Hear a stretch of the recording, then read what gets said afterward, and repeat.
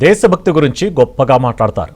దేశ అభివృద్ధిని ఆకాశానికి ఎత్తుతారు. కానీ వారి నివాసం మాత్రం విదేశాల్లో అంటూ రాజ్ ఠాకరే చేసిన వ్యాఖ్యలు ఇప్పుడు చర్చనీయాంశమవుతున్నాయి.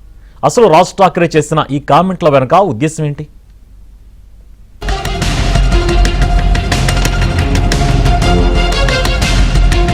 బాలీవుడ్ హీరోలు వివేక్ ఓబ్రాయ్, ఆర్ మాధవన్లపై మహారాష్ట్ర నవనిర్మాణ్ సేన్ అధ్యక్షుడు రాజ్ ఠాకరే తీవ్ర స్థాయిలో విమర్శలు గుప్పించారు. ప్రధానమంత్రి నరేంద్ర మోదీ నేతృత్వంలోని ప్రభుత్వం భారతదేశంలో ప్రతిదీ అద్భుతంగా మార్చిందని అంటున్నారని, మరి మీరెందుకు దుబాయ్లో స్థిరపడ్డారని ప్రశ్నించారు. ముంబైలో ఎంఎన్ఎస్ విద్యార్థి విభాగం ఆధ్వర్యంలో జరిగిన కార్యక్రమంలో రాజ్ ఠాకరే పాల్గొన్నారు. ఈ సందర్భంగా ఆయన కేంద్ర ప్రభుత్వంపై తీవ్ర స్థాయిలో విరుచుకుపడ్డారు. వేలాది మంది పారిశ్రామికవేత్తలు మూటాముళ్లే సర్దుకొని దేశం నుంచి వెళ్లిపోతున్నారని పేర్కొన్నారు.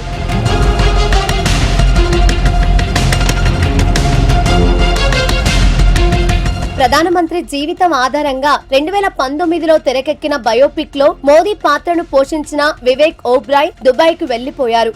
మోదీని తరచూ పొగిడే నటుడు మాధవన్ ఎక్కడున్నారు? ఆయన దుబాయ్ లోనే ఉంటున్నారు. మీకు భారతదేశంపై అంత ప్రేమే ఉంటే, మోదీపై అంత అభిమానం ఉంటే కుటుంబాలతో కలిసి విదేశాల్లో ఎందుకు నివాసం ఉంటున్నారు? భారతదేశాన్ని మోదీ అభివృద్ధి చేస్తున్నారని మీరు నమ్మితే విదేశాల్లో ఎందుకు నివసిస్తున్నారు? మీ కుటుంబాలతో కలిసి దుబాయ్ లో ఎందుకు ఉంటున్నారు అని రాజ్ ఠాకరే నిలదీశారు. मोदींवरती चित्रपट काढला होता, नरेंद्र मोदींवरती चित्रपट, आणि ज्याच्यामध्ये नरेंद्र मोदींची ज्यांनी भूमिका केली होती तो विवेक ओबेरॉय, तो दुबईमध्ये राहायला गेला. दुबईचा नागरिक आहे तो भारतात राहत नाही. मोदीजींनी खूप चांगलं काम केलंय. मोदीजी देशाला मोठं करतायत. मोदीजी देशामध्ये काय उद्योग आणतायत, हे आणतायत वगैरे वगैरे अशी मुक्ताफळं जी आता केली. आर माधवन विचारा कुठे राहतो हा आर माधवन? दुबईमध्ये स्थायिक झालेला आहे. यांना जर समजा या देशाबद्दल आहे प्रेम, या देशातल्या पंतप्रधानांबद्दल प्रेम आहे, ते विकास करतायत हा जर समजा ह्यांना विश्वास आहे, हे परदेशात का जाऊन राहतायत? ఢిల్లీలోని జంతర్ మంతర్ వద్ద సీజేపీ ఆధ్వర్యంలో జరిగిన నిరసనలతో ప్రధాని మోదీకి వ్యతిరేకంగా ఉపయోగించిన భాష అనుచితంగా ఉందని రాజ్ ఠాకరే అన్నారు.